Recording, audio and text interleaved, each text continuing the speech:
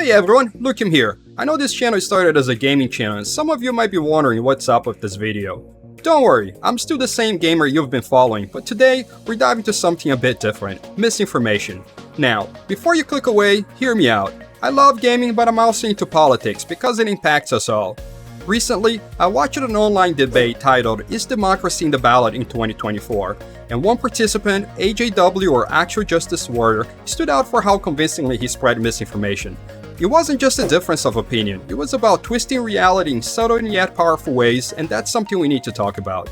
Today's video isn't just a reaction, it's about breaking down how misinformation can manipulate facts, including our history, our legal system, and even our constitution. The goal here is to show how narratives can be twisted and why it matters. And while I'll be diving into a lot of details, I want you to know that my aim isn't for you to remember every single point. Instead, I hope to provide you with the full context so that the narrative you build into your mind is based on reality and solid enough to resist misinformation. And if you ever forget any details or need supporting evidence, you can always return to this video. I've spent over 30 hours putting all the information in one place so you don't have to. Now, misinformation spreads easily on social media, often disguised as independent media. Grifters exploit distrust of mainstream media, focusing on clicks and views rather than truth. In this video, we'll debunk the false narratives from the debate and provide the context and information you need to push back against misinformation. And for those of you who have been influenced by grifters, know that it's not completely your fault. These creators prioritize profit over truth, often at the expense of their audience's well-being. This video aims to give you the tools to see through those false narratives and make more informed decisions. Towards the end of the video, I'll offer some suggestions on how I think we should engage with grifters to make things better, so stick around. If you'd like to see more videos like this, make sure to like, subscribe, and drop a comment below to let me know. Let's start with the first instance of misinformation from the debate and unravel it piece by piece. I can't wait to hear your opinion in the comments, so let's get into it. Alright, so around the 30-minute mark, AJW pulls out a pretty clever move. He sets up a hypothetical scenario that lets him introduce the Hayes Compromise of 1877. Now I've got to give credit where it's due.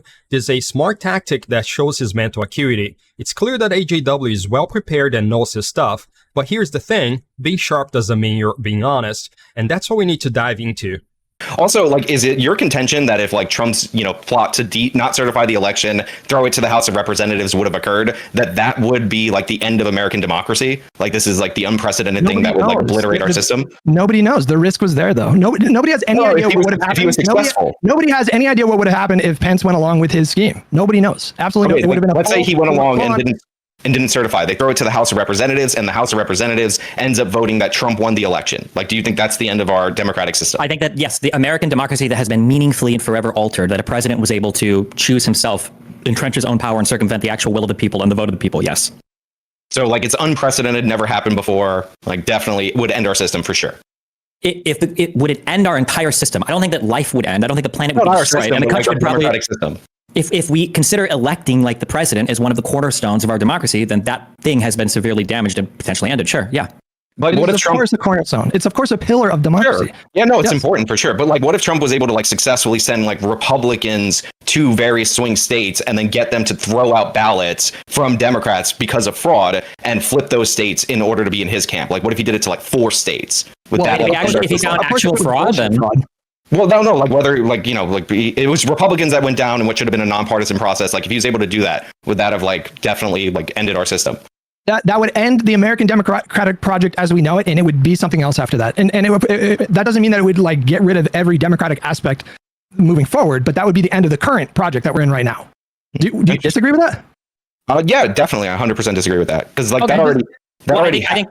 that already happened in the Hayes election. Like 3 Republicans, the Ulysses Grant's government, sent down their own people to toss out ballots from 4 states in order to get Hayes certified as the winner of the election. And then there's the Hayes Compromise, which is quite famous in our country, where the Democrats ended up giving up the presidential election that they likely would have won in order to get Union troops being pulled out of the government. So we're still considered a democracy according to you guys up until now. And that was the election of 1876. So I'm guessing even that wouldn't destroy our system. Okay, I'm going to calling it as a W here then. Because now the debate has shifted to democracy is on the ballot, but is there a 1% chance or 100% chance? If we're going to argue over like the percentage chance, I mean, we're never going to be able to agree on that. But like, I'm content with like, if this is where we're at, we're like, yeah, he would definitely threaten it. There's definitely like a huge risk. We just don't know like the percentage chance of him being successful. I don't know what he's going to do without even the powers of the presidency. Well, the question would be, do we agree that he threatened democracy on his last term? Do we agree with that? I think he tried to scheme in order to get the election, and he went further than we've seen in a very long time, and it was not great. Hold on, wait. I want to hear. I have to hear. I'm going to call moderator. I want an answer to that from both people. Did Donald Trump threaten democracy for his last electoral term with the way that he tried to choose who was going to win the presidency? I want an answer from both people. No. So, AJW is trying to argue that a president being installed undemocratically would end democracy, using the Hayes Compromise as his evidence. But here's where his analogy falls apart. The Hayes Compromise wasn't about undemocratically installing a president like AJW suggests. The contested electors in 1876 weren't the result of some shady backdoor deal to bypass the law. The reality was much darker. There were clear cases of fraud and violence across 4 southern states. Take South Carolina, for example. Over 100 black Republicans were murdered to suppress the black vote, and more people supposedly voted than there were actual voters. It was so bad that even South Carolina's own election board refused to certify the Democrats' win. In reality, the Hayes Compromise was a negotiated settlement that stopped the side responsible for all that fraud and violence from undemocratically installing a president. So instead of proving AJW's point, it actually does the opposite. It shows how important it is to uphold democratic processes when things get contested. In short, the historical context doesn't match the scenario AJW is trying to justify, and that's a big problem for his argument.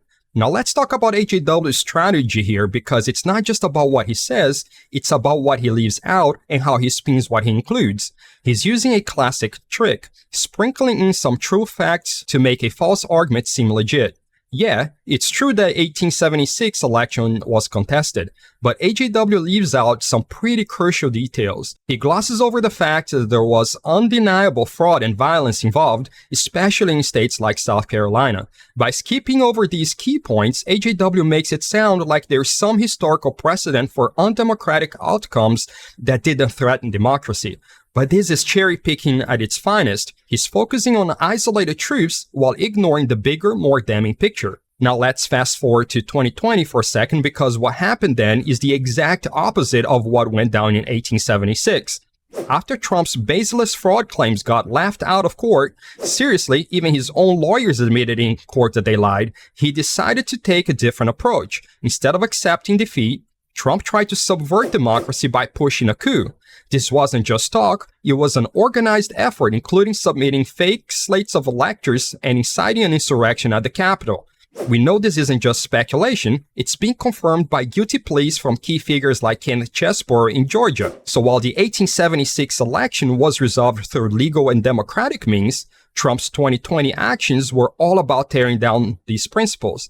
When asked whether this was a threat to democracy, AJW categorically answers no. I see no way to take this denial as anything other than a blatant disregard for the facts or a complete contempt for our democratic system. AJW isn't just offering an alternative perspective, he's dismissing an organized attempt to overthrow a legitimate election. We already know that AJW is not ignorant, therefore it's a calculated choice to downplay actions that strike at the core of our democracy. So, what's the takeaway here?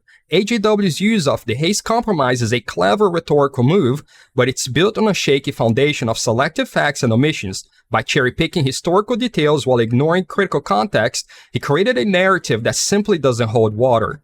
And given AJW's clear preparedness and mental acuity, this isn't a case of ignorance. It's a calculated attempt to mislead. This makes his argument not just flawed, but fundamentally dishonest. When someone as sharp as AJW deliberately distorts history and downplays real threats to democracy, it's not just a difference of opinion, it's a dangerous manipulation of the truth. The next point of contention comes around the 40-minute mark. Less than 10 minutes after denying that Trump's actions posed any threat to democracy, AJW then explains Trump's plan in a way that sounds similar to what many people would consider a coup attempt. Yeah, nobody disputes that there was actually, I shouldn't say nobody. Nobody here disputes that there was a riot on the Capitol on January 6th, but the idea that Trump incited it by telling them to go over and peacefully protest. He never said that. Okay, well, at the end of his speech, he did, but okay. No, he didn't. He did. He said that 20 minutes into the speech, he said, I know you'll be marching peacefully. That wasn't anywhere near the end of his speech. He said an hour, 15 minutes long. It is, whatever. Because the last thing he said, we're going to fight like hell. You win greatest factoid award. I got you. I know, being factually correct isn't really popular with conservatives, but we don't like to do it sometimes. I know. It's fine, whatever. That's fine. Anyway, so, yeah, the plan was, again, for anybody who wasn't paying attention, and it's a dumb plan, it was based on an insane interpretation of the Electoral Count Act, was for these people to protest at the Capitol and put pressure on officials to not certify the the election so that it could be kicked to the Congress, which they would then vote based on one vote per state, and the Republicans had more majorities in more states in order to give him the election. The idea that the plan was for them to riot and like threaten to kill people and all that is just not true. It's ridiculous. And if Trump's goal was to take the government by force, he probably wouldn't send a bunch of absolute idiots into the Capitol to do so. He might think about using his power as commander in chief to order the military to do that. So yeah, like he encouraged people to protest. He encouraged them to advocate for an insanely stupid interpretation of the Electoral Count Act. We haven't even gotten into his interpretation of how you can do alternate electors, which were fraudulent electors. All of that was horrible stuff, for sure. Yeah, just all be that fair, it was inexcusable stuff, all that illegal stuff from his legal team, and he should not have done that. That being said, this was not the end of democracy, and the idea that he planned to have them steal Nancy Pelosi's podium to take the presidency is ridiculous. Nobody's saying. Now, experts might differ on what exactly constitutes a coup. Some insist on military involvement, while others have a much broader definition. But let's go with a definition proposed by scholars Stein and Powell in 2011, which strikes a balance between these extremes. A coup is defined as illegal and overt attempts by the military or other elites within the state apparatus to unseat the sitting executive. This definition isn't something that was created specifically in response to Trump's actions. It's an academic standard proposed long before the events of 2020. AJW tries to downplay Trump's plan as dumb or insane and dismisses it because it lacks military involvement. But here's the problem. By AJW's own account, Trump's actions fall within a reasonable definition of a coup. First, he denies that Trump's plan was a threat to democracy, but then he goes on to describe it in a way that clearly sounds like a coup. Now remember, we've already established that AJW isn't someone who's simply ignorant of the facts. Because of this inconsistent dismissal of Trump's plan comes across as intentionally dishonest. And to be clear, downplaying actions that meet the threshold of a coup isn't just dishonest, it's worrisome. It sends the message that such actions aren't a big deal, leaving us vulnerable to future threats. If we start accepting this kind of minimization, we're essentially leaving the door open for it to happen again. The next issue comes around the 51-minute mark when AJW is pressed on whether seating a president through extra-legal means would mark the end of democracy, even if a democratically elected leader is eventually seated later on.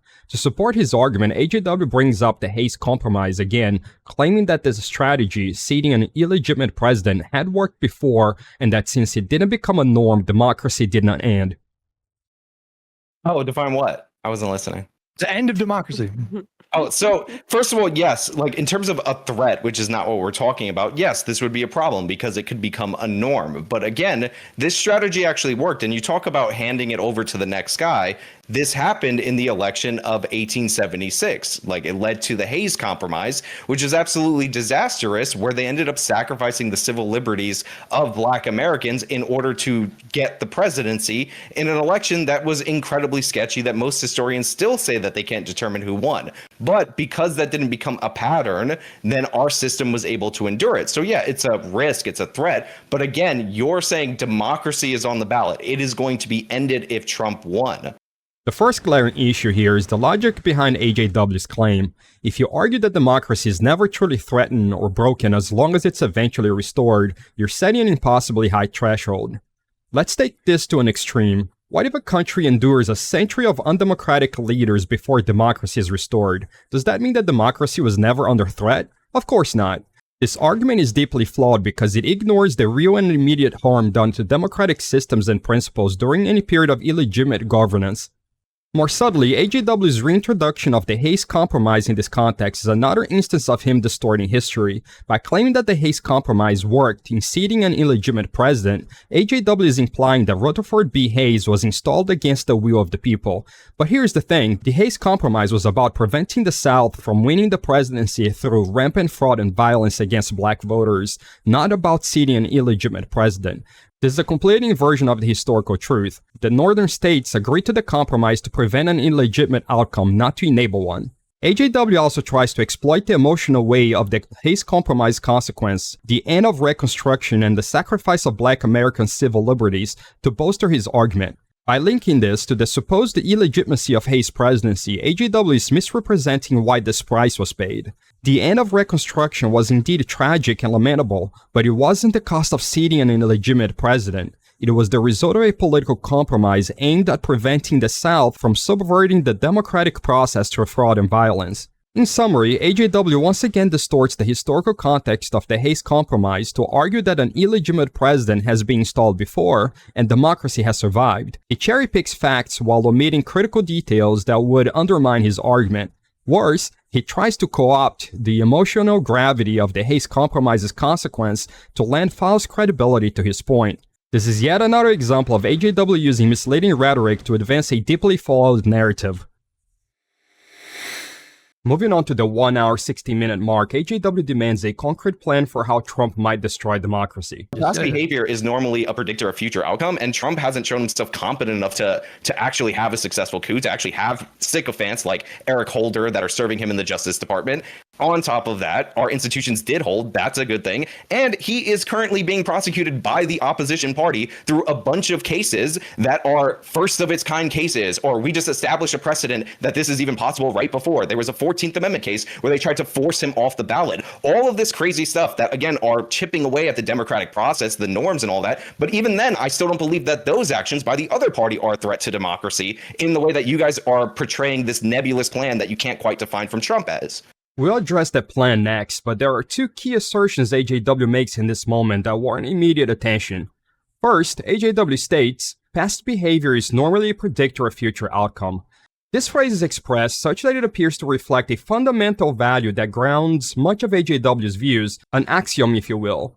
So keep it in mind as we dive deeper into the debate. Next, AJW asserts that using the 14th Amendment to try and keep Trump off the ballot, along with the related cases he alluded to earlier, is chipping away at democratic norms.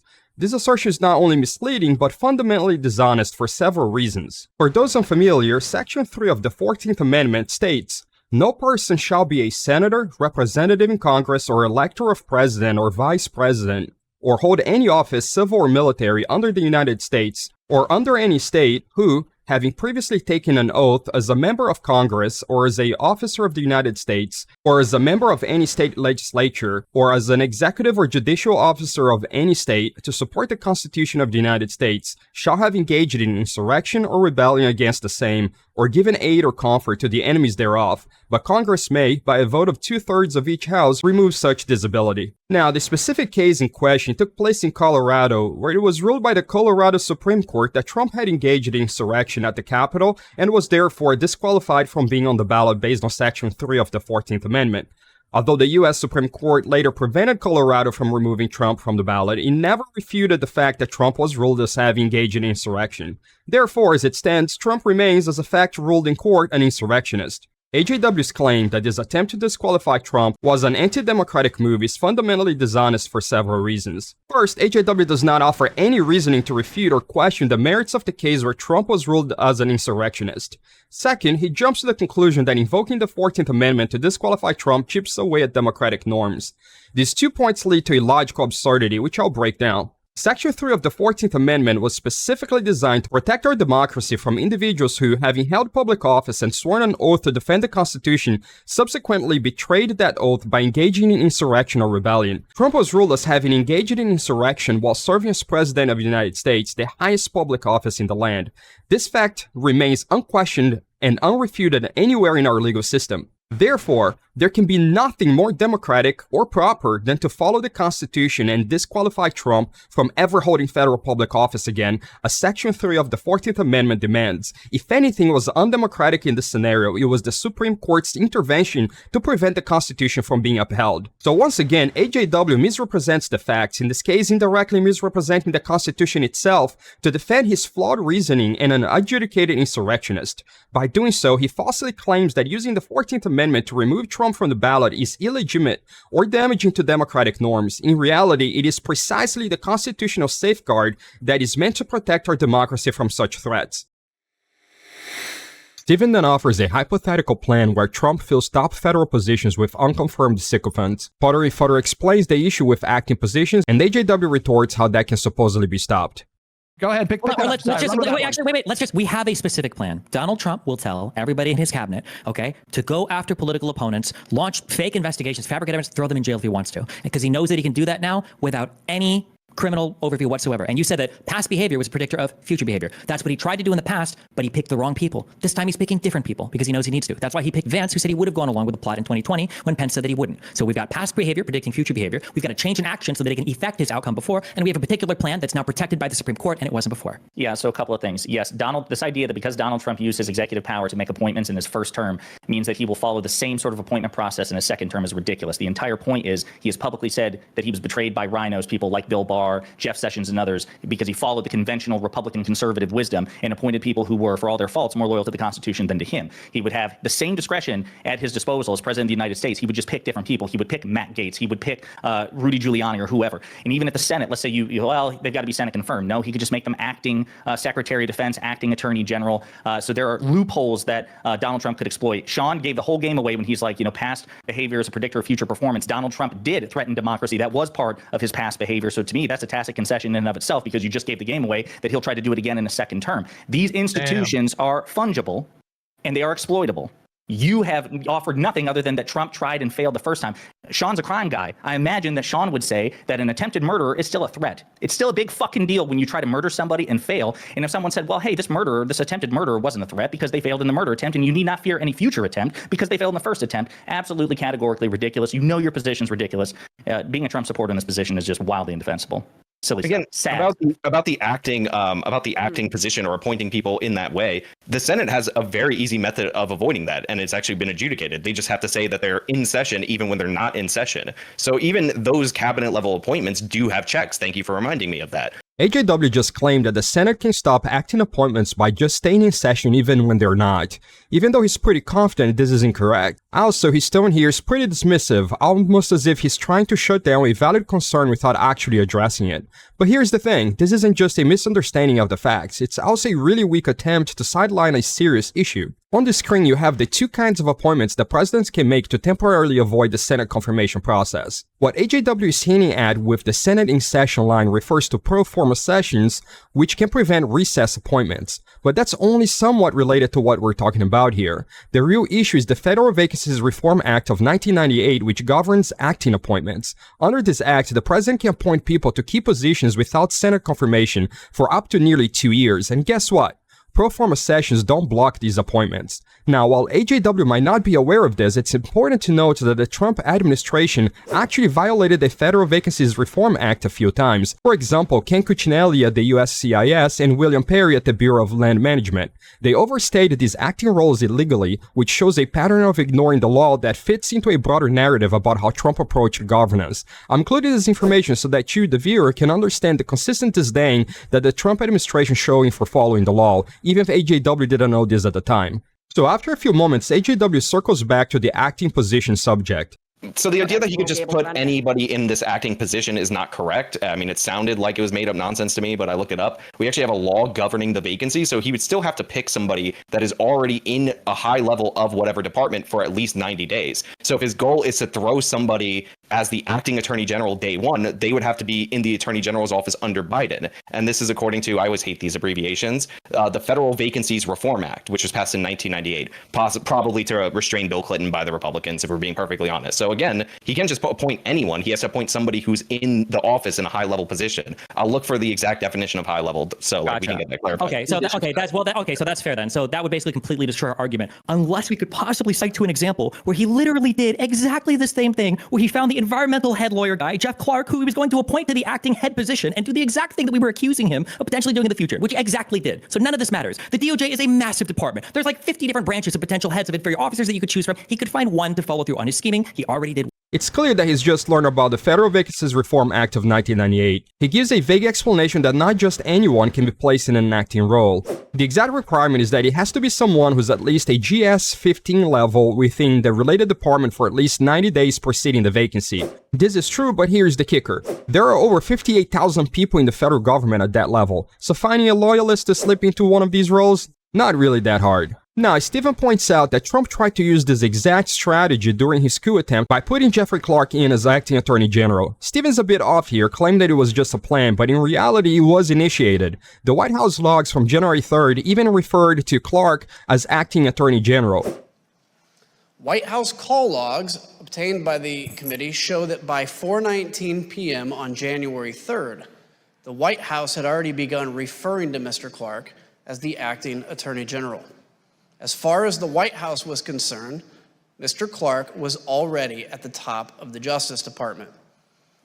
For the record, Jeffrey Clark was the Assistant Attorney General for the Environment and Natural Resources Division, so he was in the DOJ but not in a position that would typically lead to Attorney General. But as Stephen correctly points out, the plan collapsed and was reversed when DOJ officials threatened mass resignations. And remember, AJW earlier said that past behavior is normally a predictor of future outcomes, so when faced with evidence that Trump did, in fact, try to use acting positions to install loyalists, you'd think that AJW might concede that this could be a legitimate threat to democracy. But no, he deflects and tries to move on.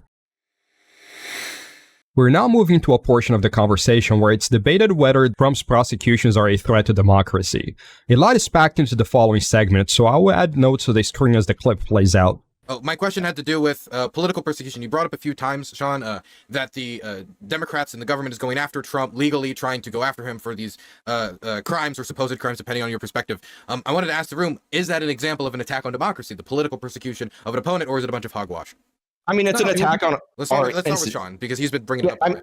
It's an attack on the norms in our institutions. I mean, trying to remove Trump through the ballot, through the 14th Amendment. I mean, you could argue that that's an attack on our democracy, but our institutions held in those particular cases. But I mean, if you look at these different court cases, now granted, I will point out that they're not even all remotely federal. One is even a local one, the Alvin Bragg case. What you're seeing is weird new interpretations, first time ever used interpretations in order to target Trump. I mean, the Bragg case, where it's a money thing, falsifying business records, those were enhanced to felony charges based on the fact that he was trying to influence the outcome of an election. Now, that's fine that you could say that that's what you're trying to go for, but those falsifications occurred after the election. So it was, even on its face, that's a very odd upgrade to felony charges, especially from a guy who ran on and downgrades more felony charges than anyone in the history of the Manhattan District Attorney's Office. You have the Georgia case, where they actually prosecuted, as a test case, widely reported, young thug under the RICO statute in order to have a case more similar than the Georgia teacher statute in order to prosecute Donald Trump. And it was described by the media as a test case. It's still ongoing. And again, that's very unusual to try a completely different defendant in a new way, just so you have precedent in order to try your political opponent, who, by the way, you ran on prosecuting. So yeah,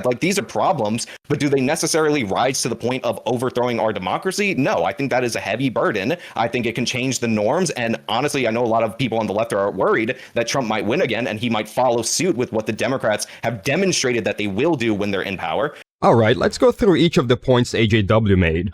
First, AJW brings up the 14th Amendment removal of Trump from the ballot again. We've already covered how disingenuous that argument is, so no need to rehash it here. Next up, AJW claims that the Alvin Bragg case in New York involves a new or first-time interpretation of the law just to go after Trump. He also suggests that the timing of Trump's falsification of business records after the election somehow makes the charges illegitimate.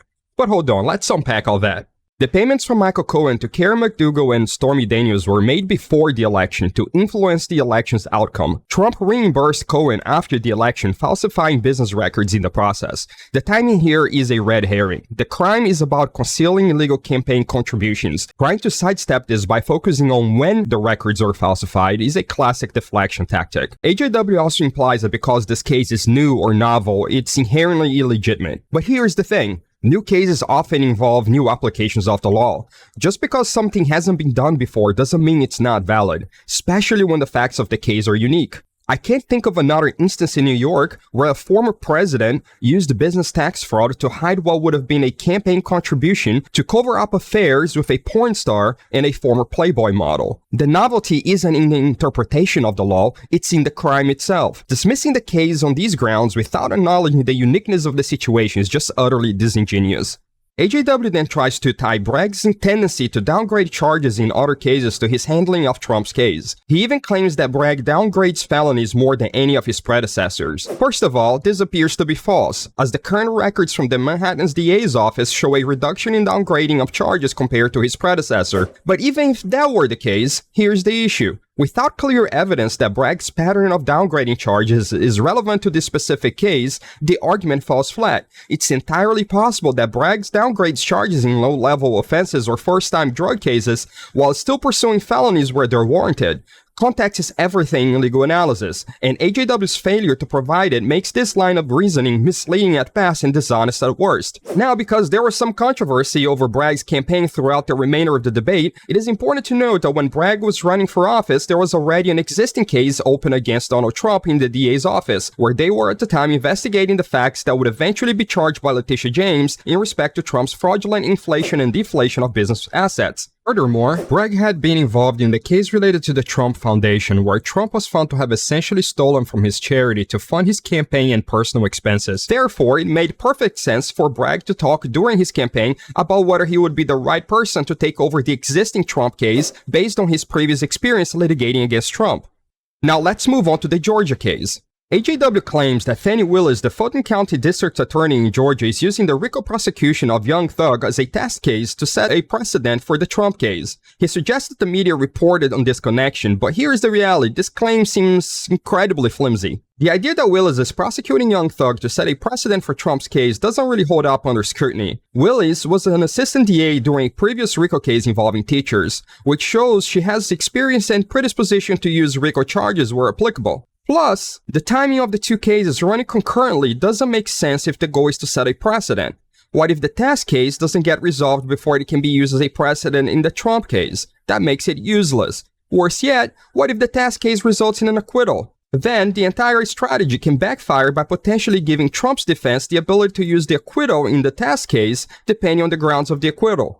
AJW also says that the media reported on this as being a test case, but without more context or evidence, this claim is weak. Who reported it? What did they actually say? Was there any substantial evidence? In an era where misinformation spreads like wildfire, vague references like this aren't just unhelpful, they're straight up dangerous. Lastly, I'm not fully going to go into AJW's claim that Fani Willis ran on prosecuting Trump only because he eventually acknowledges in a separate video that he was really thinking of Letitia James in New York, but I would just point out that it would have been impossible for Fani Willis to run on prosecuting Trump because the facts of the RICO case all took place after she was elected to office. But do stay tuned because the claims against Letitia James are also incredibly dishonest. So in summary, every single claim AJW makes in this segment is at best heavily flawed and at worst straight up dishonest. It's a near perfect example of a Gish Gallop, where he tries to overload the debate with so many weak arguments that it becomes exhausting to refute them all. Fortunately, the other debaters quickly pivot to highlighting instances where the DOJ has prosecuted members of the Democratic Party, including Biden's own son, further exposing the dishonesty in AJW's narrative. I think it's interesting that AJW's approach here is eerily similar to Trump's, sowing distrust in the legal system through misinformation and nonsensical arguments. The goal isn't necessarily to convince you of a particular point, but to muddy the waters, making it harder to discern what's true and what's not. This tactic is especially dangerous in politically charged discussions where understanding the details and context is crucial. Just like our political system needs strong guardrails to protect democracy, our public discourse needs to be safeguarded against dishonesty and misinformation. That's why it's so important to deconstruct and evaluate these claims thoroughly so that one can discern what is trustworthy and what is not. Next, we move on to the 1 hour and 30-minute mark and federal prosecutions, where AJW claims that they too are politically motivated. I also want to point out that you're like, Garland dragged his feet. Yeah, it's true. The federal prosecutors all dragged their feet on this up until Trump was announcing he was running for election. And this is a criticism I've heard from people on the left and the right, that once it was clear that he was going to run, that's when they decided that they were going to prosecute. I mean, Cenk Uygur screams about how Merrick Garland should have went after him the entire time as soon as he came out of office.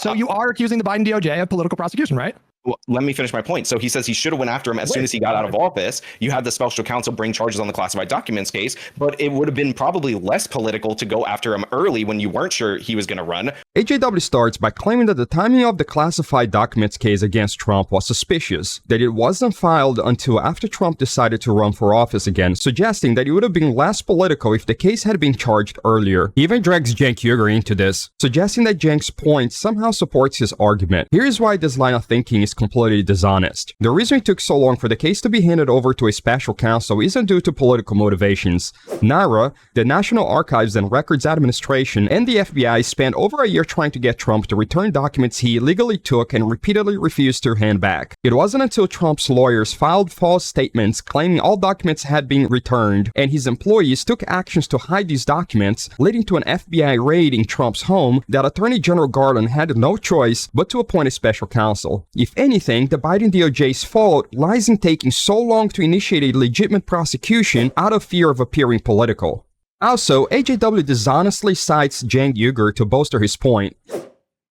The documents case is the easiest case in the whole wide world. No one is allowed to take some of those documents even outside of a secure room. He took them outside of a secure room and took them home to a place that was completely unsecure, that people were going in and out of, and he had no reason to take them. I mean, it's a slam dunk, not even close. If it was anyone but Trump, they'd already be in prison and facing perhaps decades, right? So if Jack Smith can't get that done, that means that's it. There's no prosecutor in America that has any kind of testicular fortitude. None, zero. They're never gonna do their jobs. And if you're wondering why are they so goddamn cautious, like they don't seem that cautious when they're going after the average guy. Yes, but you're right. Your instinct is right. Why? Because when you're going after little guys, it's easy. You do plea deals, you do this, it's the machine that hums along. And it doesn't affect your career very much. When you're going after big dogs, those are big prominent cases, and your career will be judged by that. And so if you lose, they don't see it as like, hey man, I tried to get justice and it didn't turn out that way, but at least I tried to get justice. No, they view it as like, if I lose, it'll ruin my career. It'll ruin it, I'm so scared. And then there's the extra element with Trump where he's always whining like a little baby. So he's like, oh, it's unfair. Like when it was at Merrick Garland, it was unfair. Now it's a special counsel, that's also unfair. It doesn't matter, you can give it to his mom and he'll still call it unfair. I mean, she's probably buried in a golf course somewhere, but okay, it doesn't matter. To John's point, MAGA and Trump guys are always gonna cry. They cry by nature. If you say hi to them, like, you didn't say Merry Christmas, right? So just ignore them, just do your goddamn job.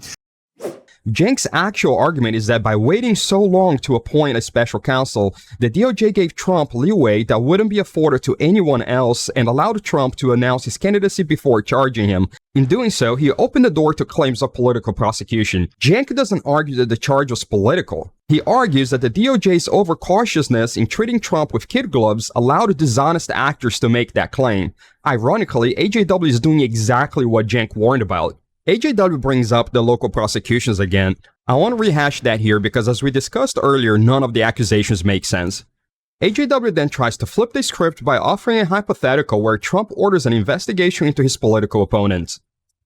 So hold on, I want to get the standard out. If Trump orders an investigation into his political opponents, and then they find a crime when they're digging into him in order to look specifically for a crime, they didn't have evidence before they started the investigation, but they go through the whole trial phase. Like, they try whatever political opponent in a county that voted 80% for Donald Trump. You have to have evidence to get an indictment. You need evidence for an indictment. And then they convict him. Like, that's fine as long as you present some evidence when you're digging. That would be violative of the norm. That the president doesn't direct the DOJ. That would violate the norm. District attorneys prosecute. Presidents don't prosecute. That's one of the major differences. The DOJ serves under the president. Like this weird idea that departments under the executive branch are like somehow above the executive branch. They're not above. Wait a minute. They're not above. They're not above the executive branch. There are three main elements in his hypothetical which he tries to tie to the cases against Trump. First, the president orders an investigation. Second, a crime is found in a fishing expedition. Third, the individual is convicted in a county that voted 80% for Trump. This hypothetical is riddled with dishonesty, and here is why. There is no evidence that Biden or his administration ordered investigations against Trump. Biden's administration has followed proper norms and procedures to insulate itself from these prosecutions by appointing a special counsel and ensuring that political appointees remain silent on these matters. This stands in stark contrast to Trump, who openly interfered with the DOJ, firing Jeff Sessions for recusing himself from an investigation involving Trump, and admitting on national television that he fired James Comey as FBI director because of the Russia thing, also an investigation on Trump. Next, for every single Trump indictment, federal, state, or local, there was ample evidence of wrongdoing in the public domain before charges were brought, or even the investigations were started. In some cases, the only legitimate complaint is that the DOJ held off too long on prosecuting Trump out of fear of appearing political, giving him more leeway than any average citizen would get. And finally, every case against Trump is being prosecuted in the jurisdiction where the crimes were committed, not in some cherry-picked location with a biased jury. If Trump didn't want to be tried in New York, maybe he shouldn't have committed crimes there. Or better yet, maybe he should have just followed the law and not committed any crimes to begin with. So in summary, AJW's hypothetical is not only dishonest, but also dangerous as it seeks to undermine public trust in our judicial system by suggesting that these prosecutions are politically motivated and illegitimate. In this case in particular, he questions not only the legitimacy of the prosecution, but even the legitimacy of the jury system. AJW made a couple of follow-up videos after the debate where he claims to be unambiguously defending my own honor. Most of it is going to relate to AJW's accusations during the main debate that different prosecutors may or may not have run their campaigns for office on going on a fishing expedition against Trump. So, to refresh our memories, there are two components to such an accusation. First, it requires that a person be making a campaign promise before they're elected, such that they're telling potential voters that they will take a certain action if they are elected. Second, it requires that this promise involve actively seeking a reason to prosecute Donald Trump for something that, at the time of the promise, has no existing public evidence. This is evident because if there were already reasonable public evidence of a crime or illegal action, any claim of a fishing expedition would be immediately invalidated. So let's keep this in mind as we go through AJW's points. And at this point in time, I want to highlight something that I've been criticized for, which was tossing it over to Cam to bring up the exact quote, while I decided that I was going to go out on my own and look for this quote myself. I think everybody running on, I'm going to find a crime to prosecute them. That's totally fine. Did Alvin say that? I'm going to find a crime? Yeah, he said, what was the exact quote? What you call it? Cam, you were talking about it earlier, that he said he was running on seeing Trump in court. Oh, yeah. He specifically said that he was the person that had the most experience on the ballot with dealing with Trump in court. Now, the reason I did this is because if you rewind the debate to when this came up specifically with Alvin Bragg, what you will discover is that the person who made the claim that I am currently being smeared with is in fact Cam. Cool. I'll answer the question too. Yeah. So I don't think it's a threat to democracy. I think it's a bad and corrupt thing to do, but I don't think it's a threat to democracy. Democracy will not cease to exist if you vote for Alvin Bragg, who explicitly campaigned on going to court with Donald Trump. And also, Hutch, it seemed that Sean said almost the exact same thing, and then you attacked him as if he said the inverse.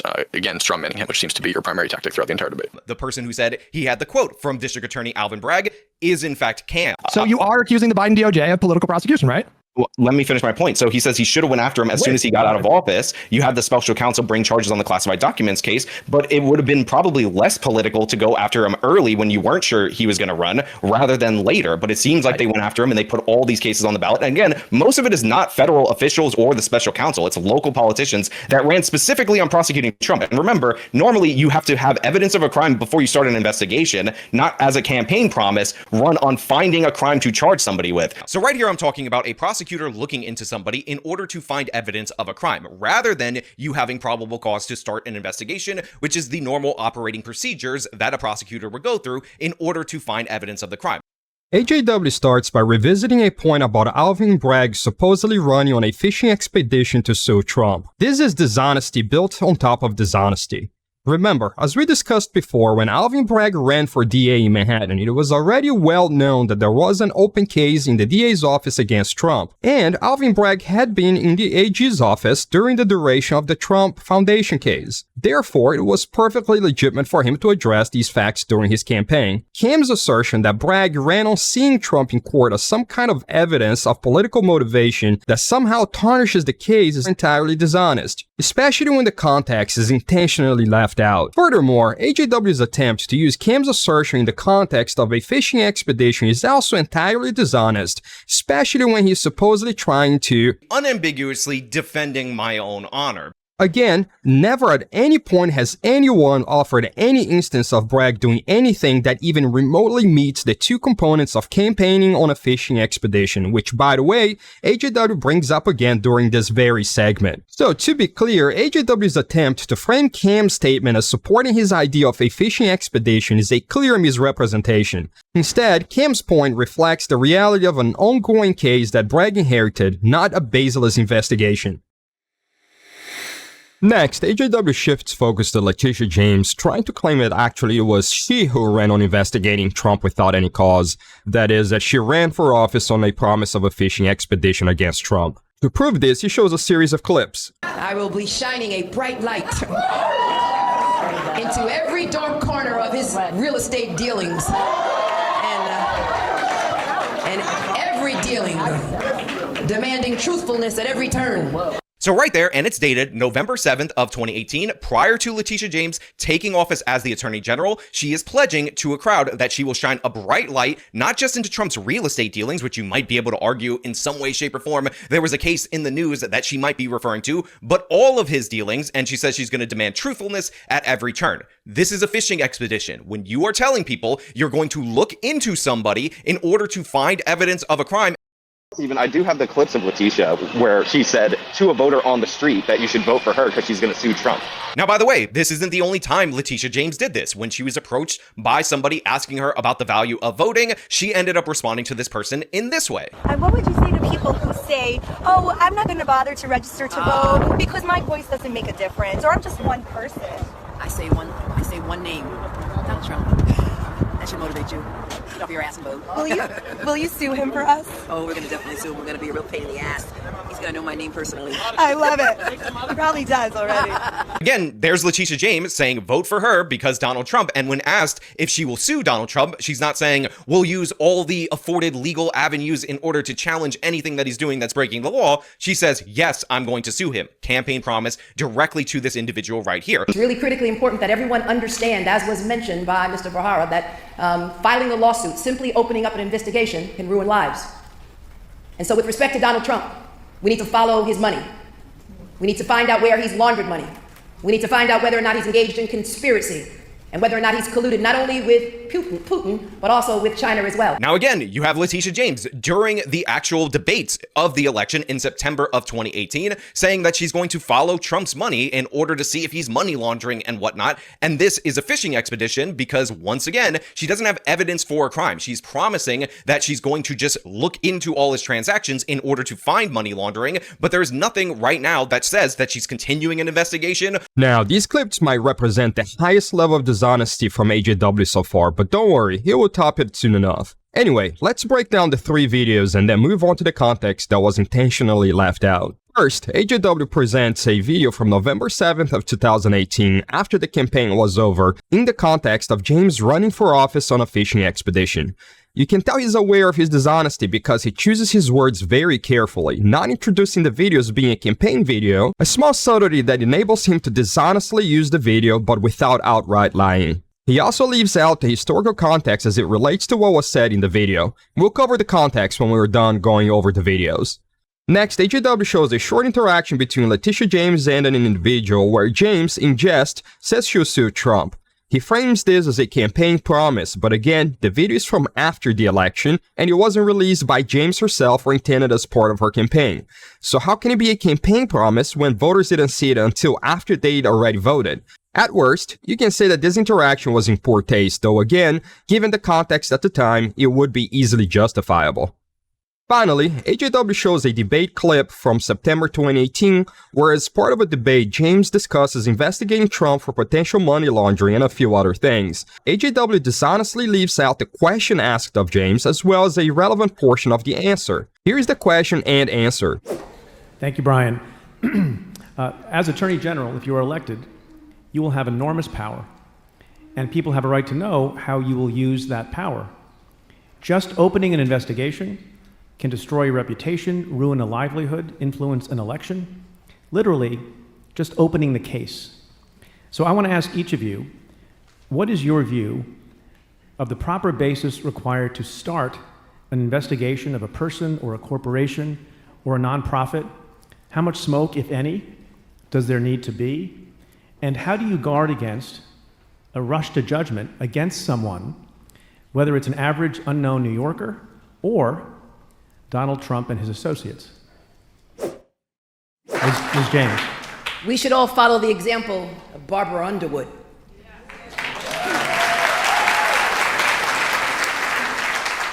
Following the facts and following the evidence. And I'm so glad that my opponents now agree with me that when you file a lawsuit, one should be judicious.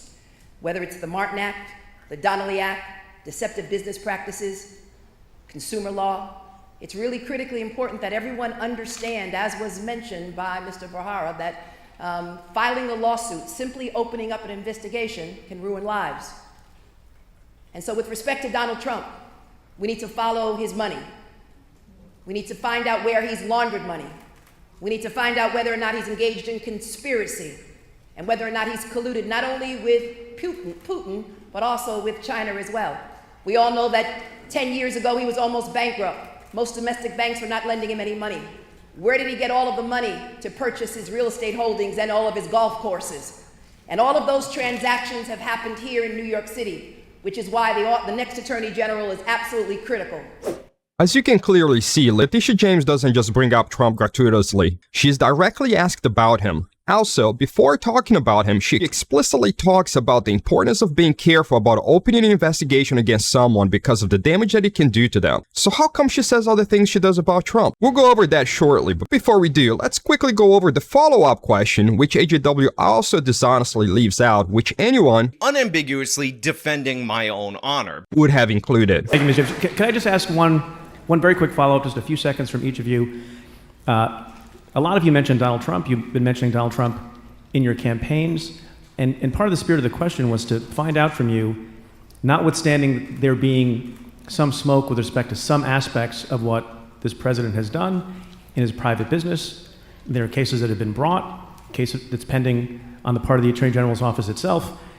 But is anyone on this panel saying that because there's some evidence in some area, or some smoke in some area, that means that without more, that every single business, associate, organization that is in any way affiliated with Donald Trump is ripe for investigation without more?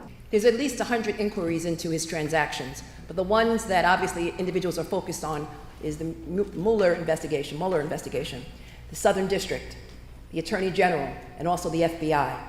Those are the investigations which obviously are closing the walls in on Donald Trump. So it's really critically important that we not just talk about association, that we talk about his transactions, and more importantly, that we talk about the Trump Foundation and the organization as a whole. As you can see, when asked for clarification, Letitia James clearly specifies that she's talking about the context of existing investigations, whether it be the Mueller report, ongoing investigations in the Southern District of New York, and the Trump Foundation case. Therefore, bringing up this video as some sort of evidence for running on a fishing expedition is utterly and unequivocally dishonest, because it's done by intentionally leaving out parts of the video that show the video is proof of the exact opposite of what is being claimed. And that's not including the leaving out of the historical context. So let's go over all of the different things that were going on at the time as it relates to Trump and his legal issues in New York and Letitia James's statements. Let's start with the cases that had been recently closed that were no longer ongoing, but that had an impact on public interest on Trump's potential actions. In August of 2018, Michael Cohen, Donald Trump's former personal attorney, pled guilty to multiple charges in conjunction with a Southern District of New York investigation. Included in the charges were allegations related to Donald Trump's hush money payments during the 2016 campaign to Karen McDougal and Stormy Daniels to hide his extramarital affairs with them. These are the same facts that eventually led to the investigations, indictment, and criminal conviction against Donald Trump by the Manhattan DA's office, ultimately making Donald Trump a convicted felon.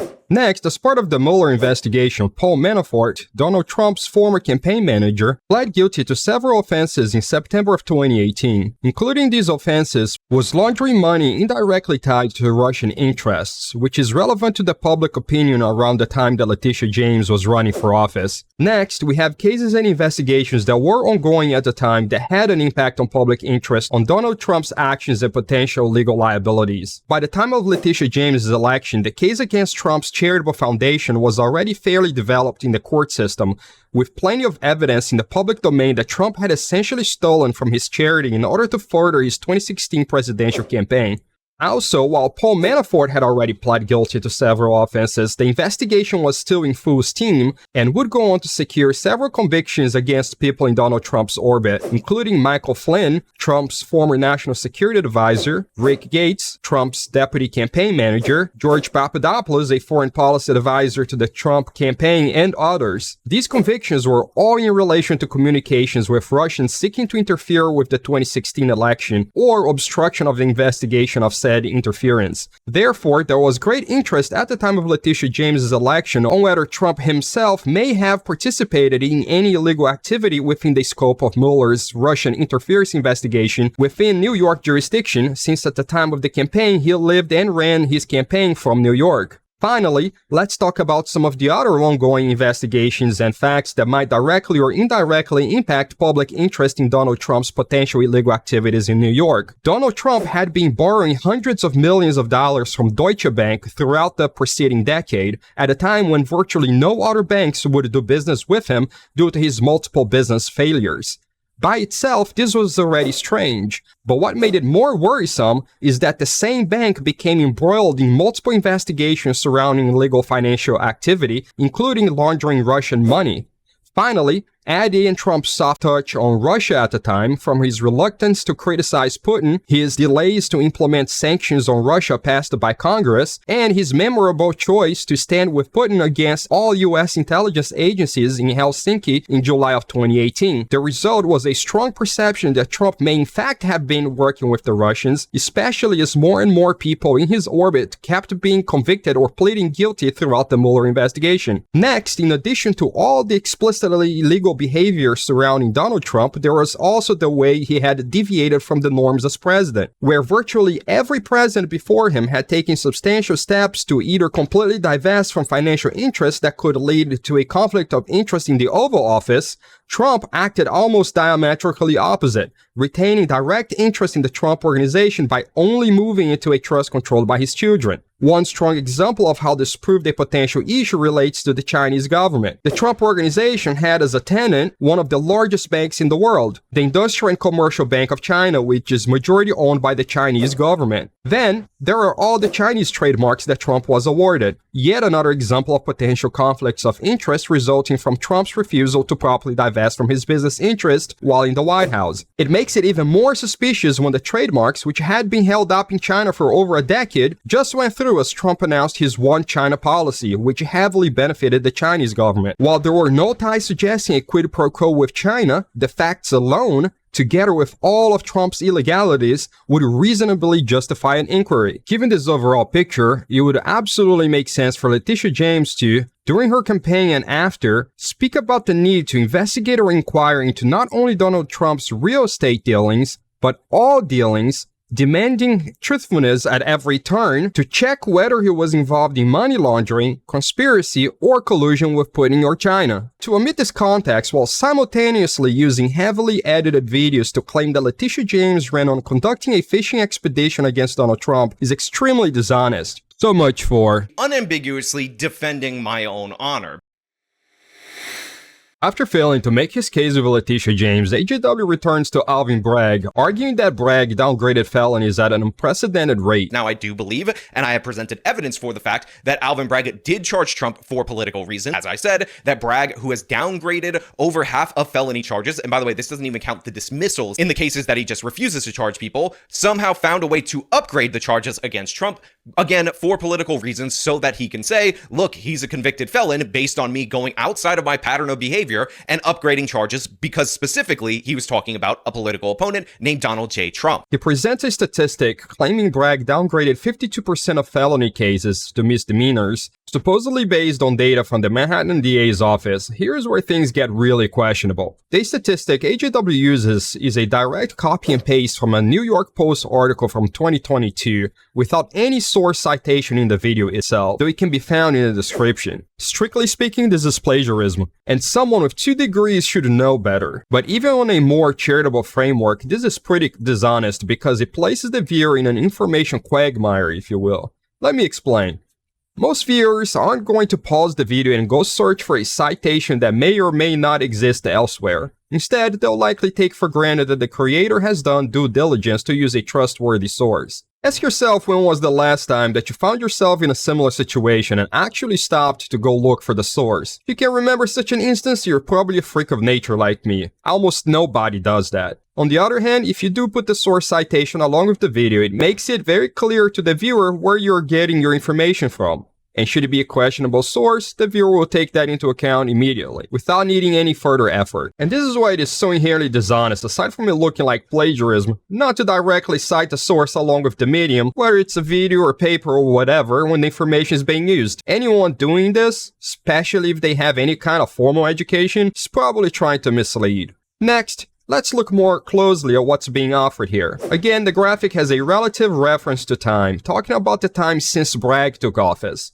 So we have a beginning time, but no end time. Remember, this graphic's from November 2022. AJW makes no effort to clarify this in a video released almost 2 years later. A reasonable person would likely conclude that the statistic being offered covers all of Bragg's tenure, which is now almost 3 years as opposed to covering less than 1 year. Someone honest would never create a scenario where such a misleading conclusion can be made. Next, let's review a claim made earlier in the video. In fact, the person who attributed this to Alvin Bragg was Cam, not me, and he was referring to a different quote. And you have to remember, this election was actually occurring in 2020 because Bragg was sworn in 2021. AJW claims that Bragg ran for office in 2020 and took office in 2021. This is in fact not true. Bragg ran in 2021 and took office in 2022. You would think that someone who lives in New York, with 2 degrees in criminal justice, who ostensibly covers local crime for a living, who's making a video to unambiguously defending my own honor, would get the year right for the local prosecutor they're critiquing. It's hard to tell if this was abject incompetence or intentional dishonesty, but it surely seems mighty convenient. If you look at the actual data from the DA's office, you will see an increase in felony downgrading from 2020 to 2021. So, if a new DA had taken office in 2021, this would in fact suggest that this new DA had in fact downgraded felonies substantially more than their predecessor. On the other hand, if you had the year right, you might find yourself reaching the exact opposite conclusion, that whoever took over in 2022 downgraded felonies substantially less than their predecessor. Next, let's look at the source itself. If you're trying to convey that Bragg has such a terrible record downgrading felonies, why not source it directly from the Manhattan DA's office with current data when that's openly available to anyone? Why would you source statistics from a New York tabloid known for its biased political leanings instead? I have a few ideas why, but you go ahead and tell me what you think in the comments. Finally, let's look at the analysis itself, pretending that AJW did unquestionably use a stale article from a biased tabloid that seems to claim the opposite of reality rather than the current data from the original source in a way that an honest person with, say, 2 degrees in the relevant field might consider using. Even if the data supported AJW's claim that Bragg has a tendency to downgrade felonies rather than upgrade them, this doesn't necessarily map onto Trump's case. Your average Manhattan felony charge isn't for a repeat offender who has stolen from their own New York charitable foundation to further their political campaign, defrauded people throughout the country out of millions of dollars through their fake university that was ran from New York, and millions more in unpaid taxes from deflating the values of the assets of their New York-based organization. Then there's preponderance of evidence that he committed sexual assault in New York. On top of it all, the person then falsifies business records in New York to cover up payments to a porn star and a Playboy model so they wouldn't go public about his extramarital affairs with him as he ran for president.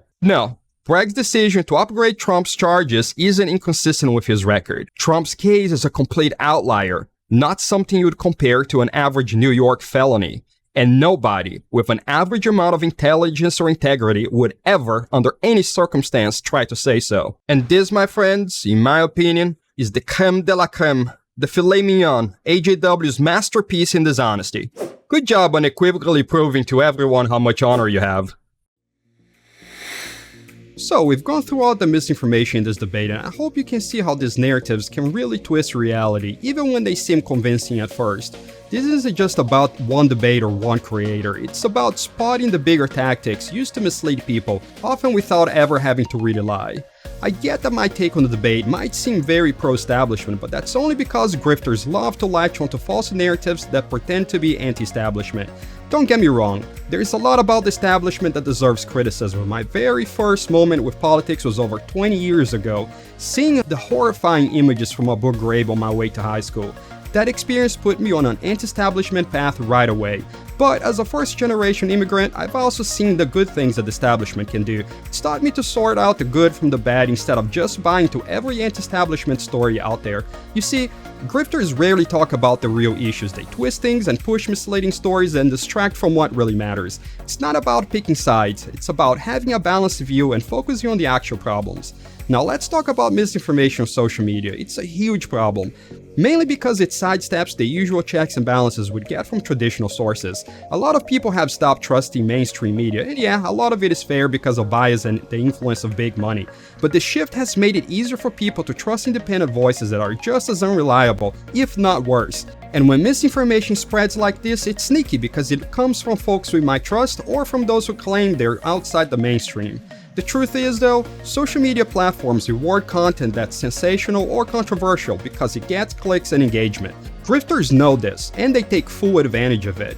They brand themselves as independent media to gain trust, but they're pushing narratives that can seriously hurt our society.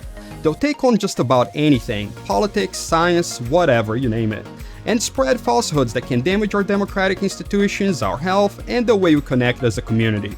And for all the content creators out there, we really need to start thinking of grifters like a loaded gun pointed at the minds and hearts of our viewers. Every time we engage with one of them, there's only two possible outcomes. Either we completely unmask them, or if we don't, we're essentially the ones pulling the trigger, enabling them to do their damage.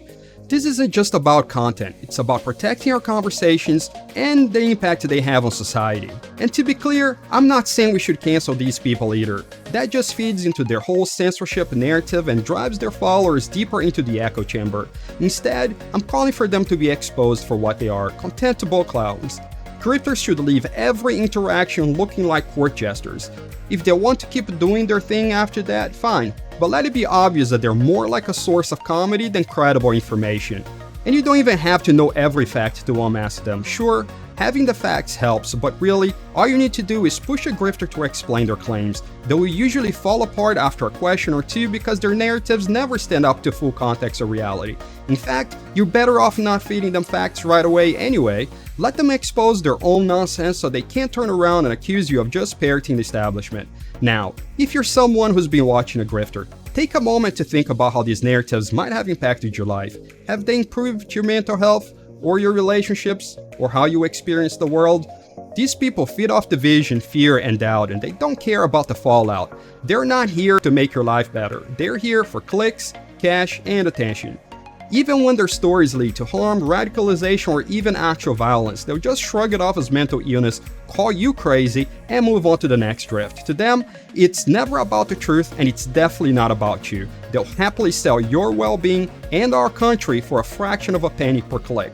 But we don't have to let it be like this. We can fight back against misinformation by staying informed, questioning what we see, even if it's from sources we usually trust, and holding people accountable. By knowing the facts and understanding how these false narratives are put together, we can not only protect ourselves, but help build a more honest conversation around us. I hope this video has given you some of the tools to see through these false narratives out there and to think more critically about the information you come across. It's not just about what's being said, it's about who's saying it, why, and what's not being said. Let's keep the conversation going down in the comments. How do you see misinformation affecting us? And if you have any ideas for future topics or things you want me to break down, let me know. Thanks for sticking around with me through this really long video, and if you found this helpful, consider liking, subscribing, and sharing with someone who might need a more nuanced view on these issues. Thank you, and I'll see you next time.